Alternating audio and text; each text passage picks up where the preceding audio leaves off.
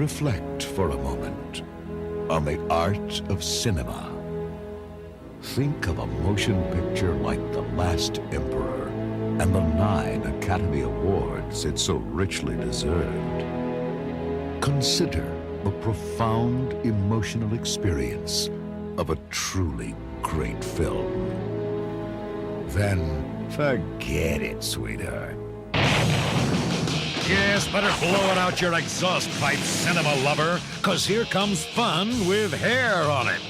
Oh, that's disgusting. You're gonna see the biggest piece of shattering entertainment that ever molested your sensibilities. That sounds great. Want a plot? Here it is. It's the end of the 20th century, and mankind has blown its wad. The fate of humanity rests in the groin of one man. Their leader, Commander Toady, has kidnapped some pilgrims who wandered into their territory. We're gonna get them out, and then you're gonna get them pregnant. Yes, if you want a brilliant film, you can go right to... We're going to Frogtown. Hell Comes to Frogtown. Starring wrestling superstar Roddy Piper. Move over, Mr. Mel Gibson and Mr. Robert De Niro. Here comes acting talent and sensitivity like you've never seen. You are one weird dude. And speaking of talent, turn green, Ms. Meryl Streep. Here's Sandahl Bergman, the exquisite star of Red Sonja and Conan the Barbarian. Hell Comes to Frogtown, a story of mutant sex and people like you and me. It's hot, it's wet, and it's bad. It's Hell Comes to Frogtown. The government needs Roddy Piper, the world's most fertile man, to repopulate the Earth. But first, he must rescue fertile women from the evil frog mutants.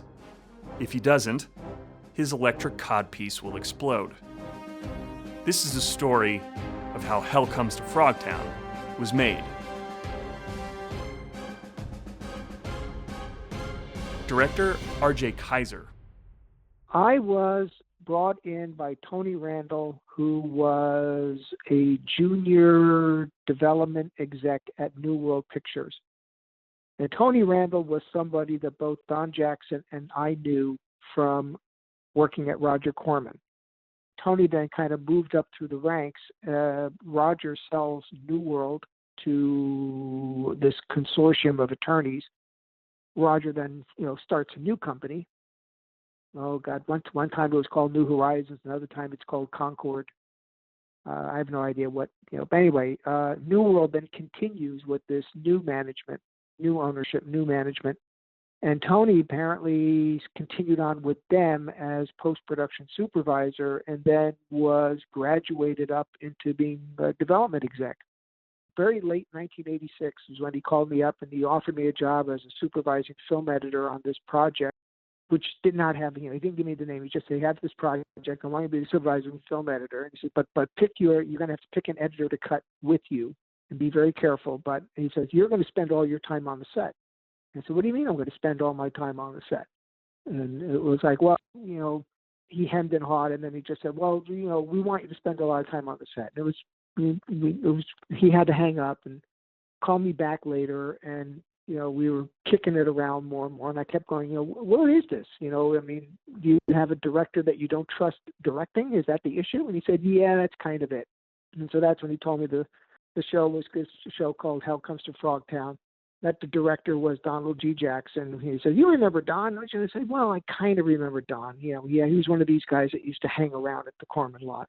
Don had delivered a direct-to-video project beforehand called Rollerblades, something like that. Rollerblades. It was about, a group of young ladies who are wearing nun habits, but with bikini bathing suits, rollerblading around. And it was a very bizarre movie. So anyway, we went back and forth on this. Eventually, I did call up Tony, and I turned down the job. And I said, "No, I don't want to do this. I don't want to be picking up the pieces after anybody." And then he called me back and said, "How about if you're co-director?" And it's like, come on, Tony Lee, and I kept begging off. And, it's like almost one of those classic things of the more you turn it down, the more they want you, and the more they kind of try to sweeten the pot to get you to say yes. So it was in January of '87. I had to take a meeting with Jackson. Here's a side note: is that Don told me that he came up with the title for the film. He was attending a Dodgers baseball game at Dodger Stadium, and the traffic was real bad at the end of the game, and he was trying to take a shortcut to avoid 5 freeway. And he made a wrong turn, and he wound up in this section of Los Angeles, which is right alongside the LA River, over there by Dodger, in the Dodger Stadium area. It's a little known part of town, and it's called Frogtown. That's the neighborhood's name, and it sort of was forgotten for many, many years. But it's a little community, a little residential community, and they all call it Frogtown. And he got lost in the streets of this little area and went down a blind alley and got stuck. But there saw graffitied on the wall in front of him was something Frogtown. Something Frogtown. And he just sat and he said, I just had this word came to me, hell comes to Frogtown.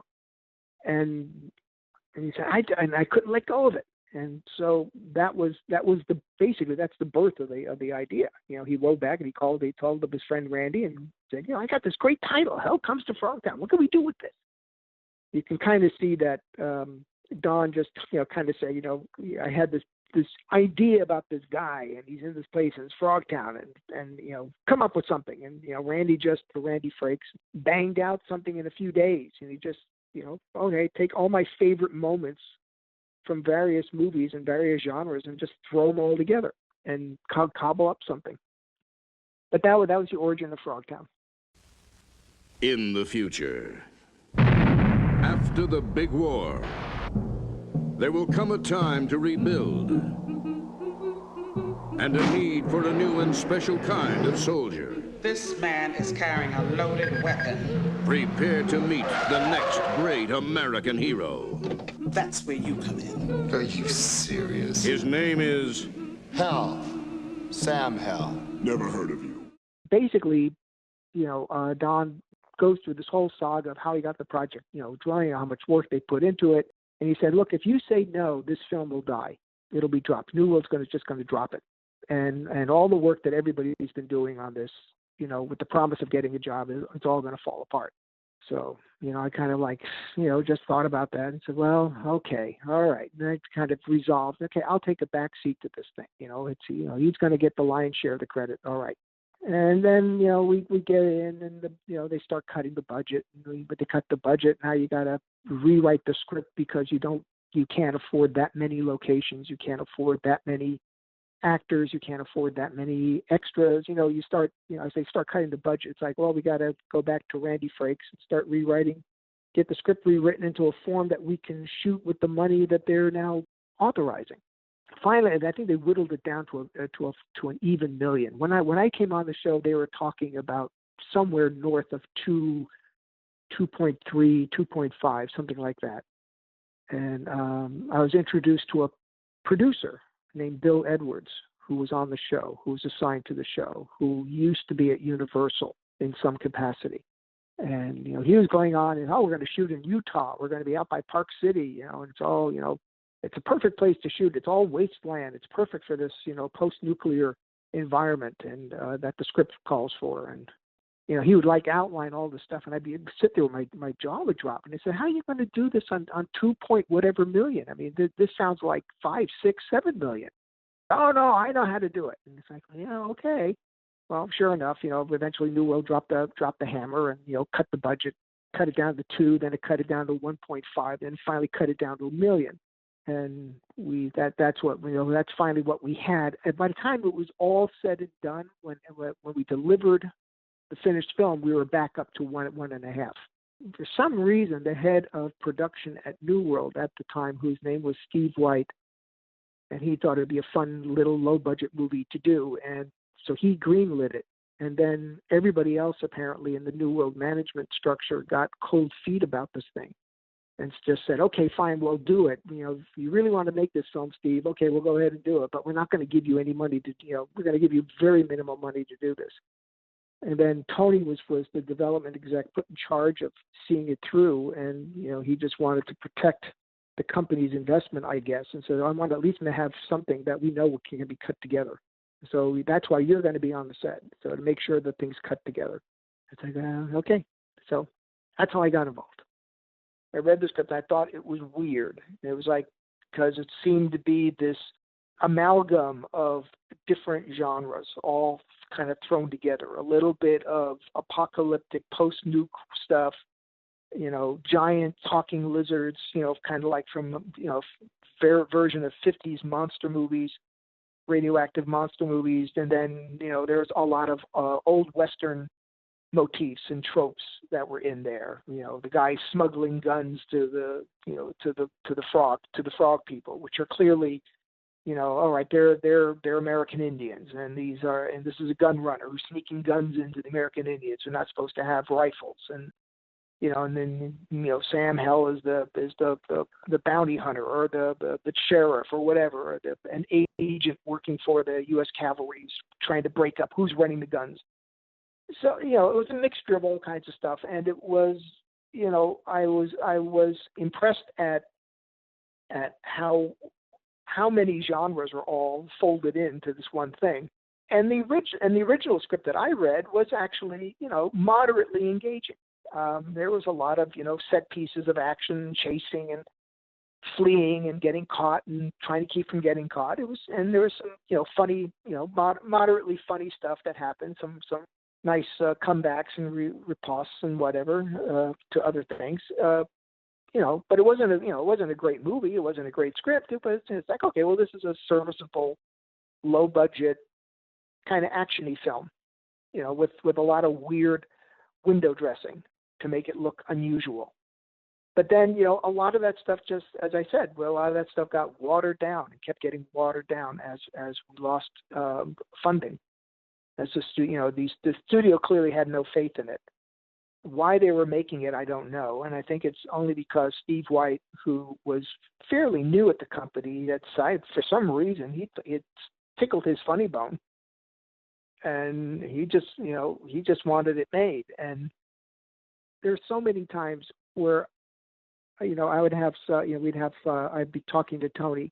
He'd be checking in on progress, how we doing? And I'd say, Tony, you guys really want to make this movie? Have you really read the script?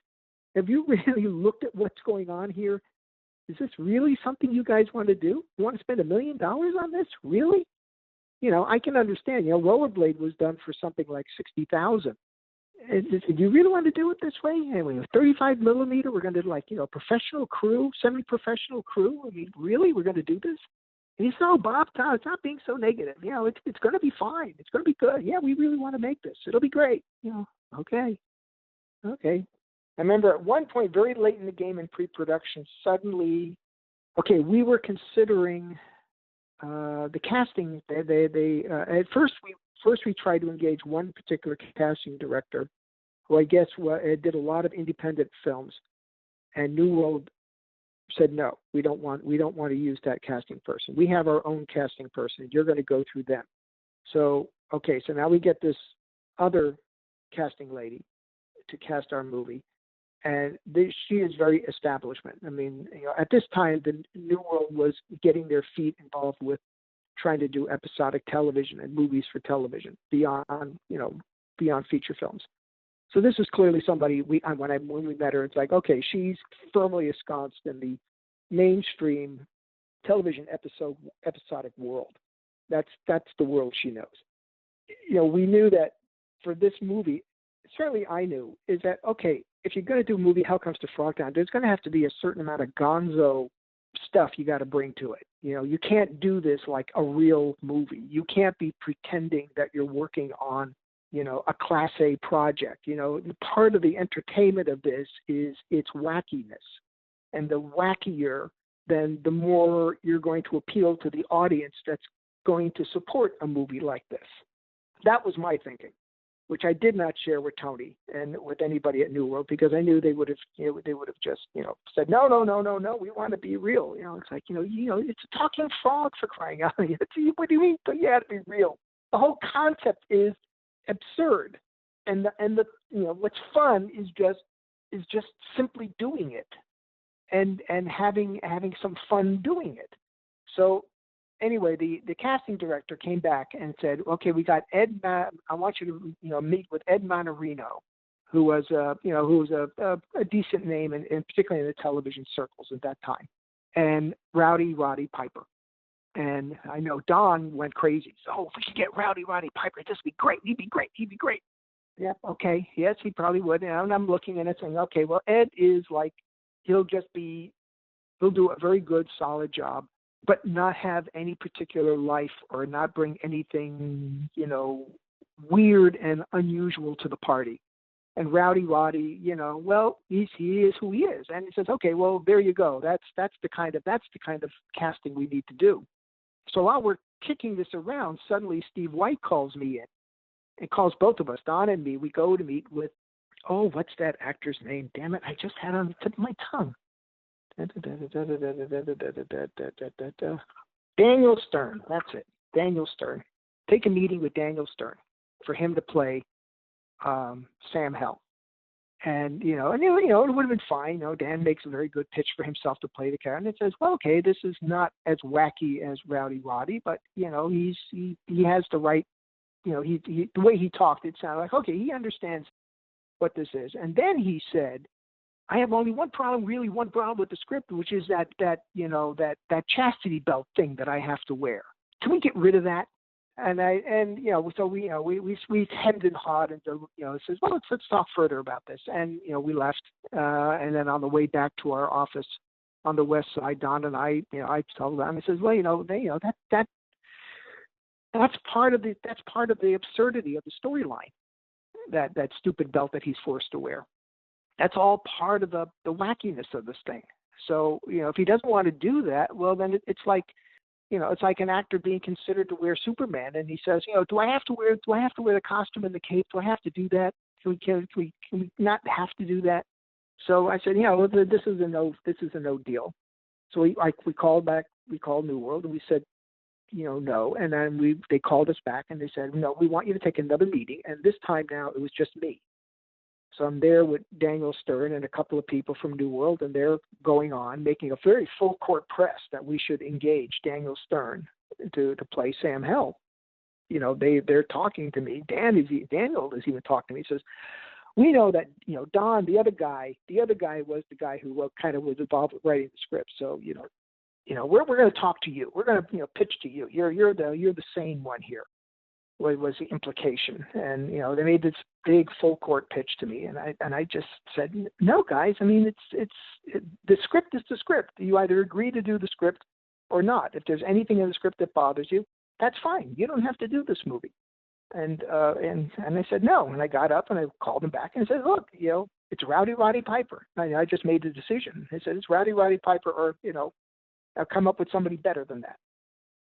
Everything was just a compromise. It just became, the whole project became this one series of compromises after another, between the budget being reduced, having to rewrite the script to get rid of a lot of big action sequences, and, cutting down on extras, and, shaping the whole thing, dumbing the whole thing down so we can do it for $1 million.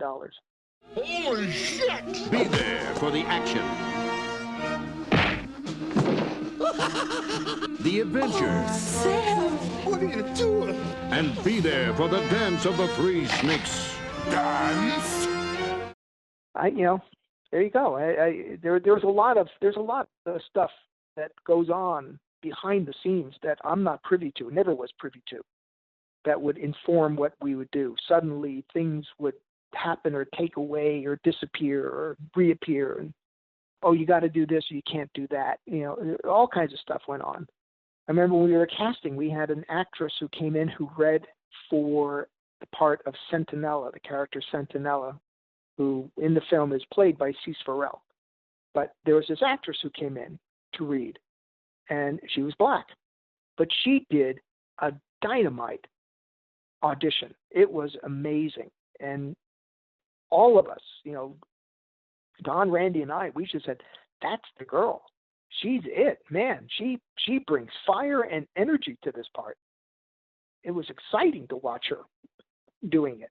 And we go back and we announced, and we go back and we had to fill out a report to send to Tony about who we liked in the casting sessions. Sent it back, and he called me up an hour later and said, you can't use her. They go, why not? And he goes, Bob, she's black. And I go, so what? He says, well, in the movie, it's implied that she and Sam Hell have some kind of a sexual relation. It says this is a post-nuke movie. That's part of the fun of this whole thing, is that social mores are destroyed. They're all gone. The world is topsy-turvy. He says, yeah, I don't care, but we can't get theaters in the South. And I said, Tony, that went out with Gone with the Wind. What do you mean you can't get theaters in the South? And that was when I had my first argument with him. I said, this movie's not going to play in a theater. Don't give me don't give me this. This movie's never going to play in a theater. Why are we going to let that make our decisions? Let's be bold. Let's just do it. No, you can't do it. All right. So scratch that, and we had to keep looking. And that's when we came upon Cease Farrell. It's okay. Well, she gave the next best audition, and so that's she got the part. It was an adventure. Oh my gosh, casting all these people. It says, okay, casting Commando Toady. Getting a guy. It says, all right, you're going to be in this frog suit, and what kind of voice do you think you could bring to this? And it was pretty wacky. Some of them got pretty wacky. The original idea of the frogs, of course, was that Commander Toady was supposed to have 4 arms, and and it was like when I went to visit the makeup guy. His name was Steve Wang. We went out to his shop, and he was showing me what he was coming up with. And I said, okay, so the 4 arms, how do the 4 arms work? How is this supposed to work? And he looked at me and he says, I don't know. But I made, here are 2 extra arms. And I go, so how do they get attached?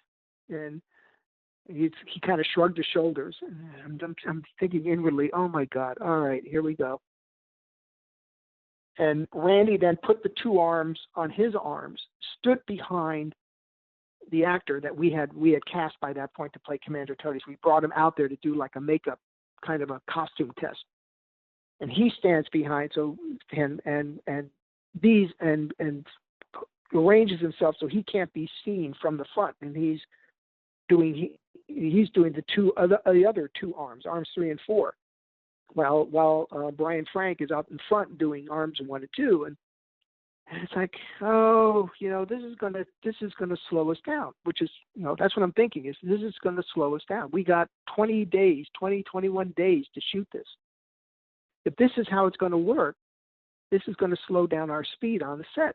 We're gonna have to be constantly, reframing things and jiggering things around to get the arms to line up. And finally, I reached a point. He says, "You know what? He's just going to be a big talking frog with just 2 arms. I mean, I'm sorry. Just let's lose arms 3 and 4. It's not well thought out. It's not well worked out, and I don't know how we're going to do this. And otherwise, it's just going to become 2 arms on a wire frame that is gaffer taped to the back of this guy that are going to wobble in the most obscene and ridiculous way as he runs down the room.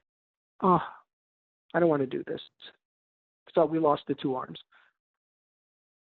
Well, I let Don take the lead through most of pre-production. And what he did was he kind of self-destructed. He could not make any decisions. We would meet with crew people, trying to fill out crew positions, and we would spend quite a bit of time interviewing gaffers and key grips and all that. And we'd spend a lot of time doing that. And then he would always say, they're not good enough. They're not good enough. And it's like, Don, we have a June 1 start date. We start shooting June 1. This is May. We gotta snap to here. And it was a running conversation between March in the start of the show that I always had with Don was, I would try to discuss sequences with him. Says, okay, let's figure out, how are we going to shoot this particular scene? And so now, the scene at such and such a place, and he would go, he would look at me blankly, and I go, Don, haven't you read the script? And you go, RJ, I wrote the script. And I said, okay, well, what do we do about that scene? I don't know what you're talking about. And you get up and walk away. Finally, one day, I think it was in late April, I finally, went to our secretaries / receptionist, and they said, block out the entire afternoon. No calls. Nobody comes in. Nobody walks into our room. And I sat down, Don down, and I read the script out loud, start to finish. I read it out loud to Don, and he sat there like jaw agape, and it's like, who wrote this? And I flip back to the title page, and I go, it says Randy Frakes and Donald G. Jackson. He's like he's acting like he had never heard it before. That the ideas were all new, And so I was like, Don, I thought you said you wrote the script. It's on the title page that you wrote the script. Well, I didn't write that script. And it's like, well, this is the script we're shooting, Don. This is it. This is the one. Has your name on it and Randy's. So how are we going to shoot this particular scene then? What are we going to do about this location? How are we going to break down the action in this location? And he would, he was just sort of say, well, you figure it out. So I would sketch something out, and I'd show it to him, and he would kind of like change one thing and say, yeah, okay, this is good. So I started mapping everything out, and then we finally said, okay, we're hiring crew people. And Don said, well, we can't hire anybody that's not good. And I said, Don, we're hiring people. We start shooting in 3 weeks. We got to hire people. We got to get stuff going. We got to get props have to get made. Props have to get built. Props have to be purchased, delivered, accomplished. We have to get a camera crew. We got to do all this. And he's like, I'm the cameraman. I said, yeah, well, where's your crew? Who do you got as a gaffer? Who do you got as your assistant? Who do you got as a key grip? What are we going to do? What kind of camera are we going to use? You got to, that's your department. You got to do that. And, so meanwhile, we get assigned yet another producer. Now we get assigned a guy named Neil Nordlinger, who largely came out of television, had a lot of television experience, and he gets assigned to because Bill Edwards, the other line producer, had totally self-imploded. He collapsed. I remember he had spent the money he had bought. This is the early days of personal computers, so he had bought a budgeting and scheduling software for motion pictures, and he had it on this desktop that he had on his desk. He didn't know how to work it, so he had it. And he didn't know how to work it. So I remember there's one point where I spent 1 week where I sat down and built a budget and built a schedule, kind of taught myself how to navigate through the software, and said, okay, I need to do this and this about this much. Let's allow this much time. Let's allow that much. Let's allow that much. Let's at least get some numbers in here so we get an idea where we are. So it's like, he kind of fell apart. There was another person, they fell apart. Randy, of course, was credited as a producer as well as Don. Neither of them were doing any real producing work whatsoever to save their lives.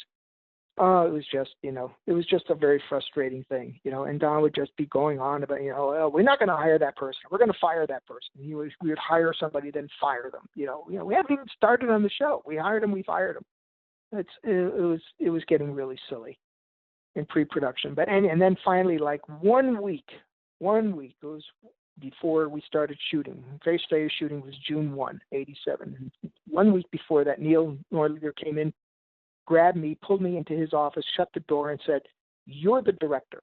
I don't care what he calls himself. I don't care what they put on the slate. You're the director. I'm looking to you to be the director. You're directing this movie, not him. And turn me loose. And it's like, oh, great. Now I'm directing a movie on 1 week's prep. Oh, great. So what was going on was basically I was the director. And everyone on the crew treated me like the director because I was the one that was going action and cut. I'm the one who was, when I say print it and the DP would turn to me. I mean, the AD would turn to me and say, what are we doing next? And I would say, okay, now next setup is over here, and it's going to involve these people, and these people. And the camera's looking this way, and that's what we did. And it was on the night of the 6th day. We shot our first week of shooting. We scheduled for 6 days on the location. We were at this location in Vernon. It was called Lincoln Foundry, because we had found this foundry that was idle, and we realized we could use this as to cover a whole range of different sets and locations. We could do a lot of stuff just on the foundry grounds, within the foundry, and on the grounds in front of it. So so we wouldn't have to do many company moves. So anyway, we did 6 days from Monday through Saturday. That was the first week, and it was we were shooting at night on the Saturday. And we had this one last shot to get, and we were outdoors, and I could see the sun is coming up on the eastern horizon, and, Don is fussing about something with the camera, and, fussing with something about taking down a highlight off in the background, get some dulling spray there, way over there. Nobody could figure out what he was pointing to. And, I'm just watching the sunlight getting more and more, and it's like, okay, we have to aim into the west, because that's the darkest sky, so we have continuity. And finally I just blew up, and I yelled, and I said, God damn it, just fucking shoot the goddamn thing. We're going to shoot right now.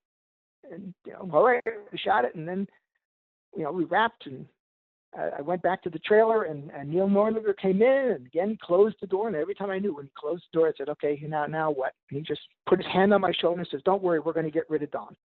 And he left. And then, so that Sunday, I go to a meeting at Neil's house, and in the afternoon, and there's a whole bunch of people from New World, and there's Neil, and everyone, they're all talking about what do we do about Don, and they decided that they need to replace Don as the DP. So they make that decision. When I left the meeting on Sunday, it sounded like Don would be off the picture completely, but no, you see, because Don had formed the corporation, the production company, corporation superstructure that New World was using to make the movie. So because since Don was a corporate officer and therefore was an owner of the movie, they could not get rid of him. So we demoted him from DP to second unit DP, or to second camera DP. And we had to shoot Monday. We had to use Don continued on as DP because we hadn't had the replacement couldn't start yet. And then on that Tuesday, the replacement DP arrives, who took the pseudonym Enrico Picard on the released version of the film. But he was a guy. He was a guy who works in a lot of television work. But he had also done some big features. And one of these, he was a camera operator on The Man Who Would Be King. And it was nice dealing with him in that at least he knew what he was doing. Well, always with Don, it was always this he would never inspired confidence about anything he was doing with the camera. When Hell Comes to Frogtown, starring Roddy Piper as Sam. Turn it off! You are one weird dude. Sandal Bergman as Nurse Spangle. Hell Comes to Frogtown. Eat lead, froggies! On the third day of the shoot, Neil came to me, closed the door, pulled me into the trailer, closed the door, and said, I have a request from Roddy. And I go, okay. And he says, he doesn't want you to talk to him anymore. He's finding it confusing because New World had hired a dialogue coach for Roddy. And I guess whatever I was saying on the set conflicted with whatever the dialogue coach was telling him in his trailer. And, so I was like, okay, I can't talk to Roddy. All right. So other than just basic things of Roddy can, cheat yourself looking this way or cheat yourself looking that way, or you're coming in from here and you're going to exit there. Other than that I couldn't talk to him about motivation, character, setting, mood, none of that. I was not allowed to talk to him about any of that stuff. I could only talk mechanics.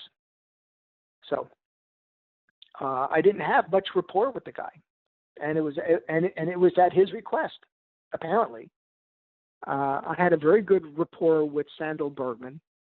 You know, she was very complimentary to me about my directing. In that, you know, she sort of said, you know, this is a weird movie. You know, how do you figure out what to tell an actor on some of these scenes, which are inherently really bizarre? And you managed to find a way. You found, here's the point. Here's what my character is doing. This is what my character is focused on. This is where she's been. This is what might be happening to her. This might be what she's worried about. You know, you were always she said, you were always very grounded and you knew what to do. And when she would run lines, Roddy would not run lines with her. And so I would run lines with her. And I remember it was very late in the project. And she looked at me and said, why couldn't you be playing Sandhell? My God, I can act with you. I mean, yeah, you give me something that I can respond to. You know, I can't figure out Roddy at all. And Roddy, unfortunately, had become intimidated. I think what happened was Roddy was intimidated about acting in a movie, being the lead in a movie. He had been in 2 other movies beforehand, but always as a smaller part. And here he was the lead. And I think he got scared. He got a little intimidated, and Newell, by giving him this dialogue coach who was only supposed to be there for the first 3 days, and suddenly then Newell said, "Oh no, he's doing great. We're going to extend him. We're extending his contract through the run of the show." It's like, oh man, here I was counting my days to get rid of this guy because he was just taking Roddy down this path of, this is not a serious movie. And part of the reason why people are going to come to see movie is to see Roddy Piper. Roddy Piper. Rowdy. That's his name. Rowdy. We need that element in his performance.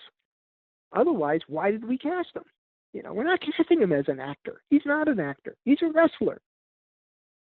That's part of the world. That's his world. He's not interesting. He's not that interesting when he's being normal. He's fun when he's big and a little over the top. Anyway, it was a lost battle.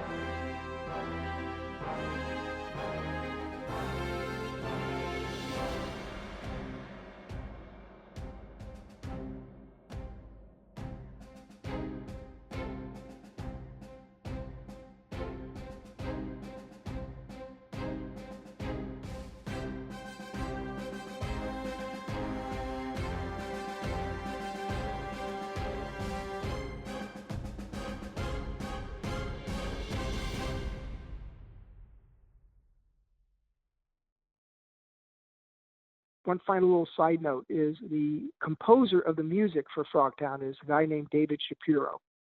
And it turns out he is the father of conservative political commentator Ben Shapiro, who is all over the web these days. So I met Ben Shapiro when he was like 4 years old.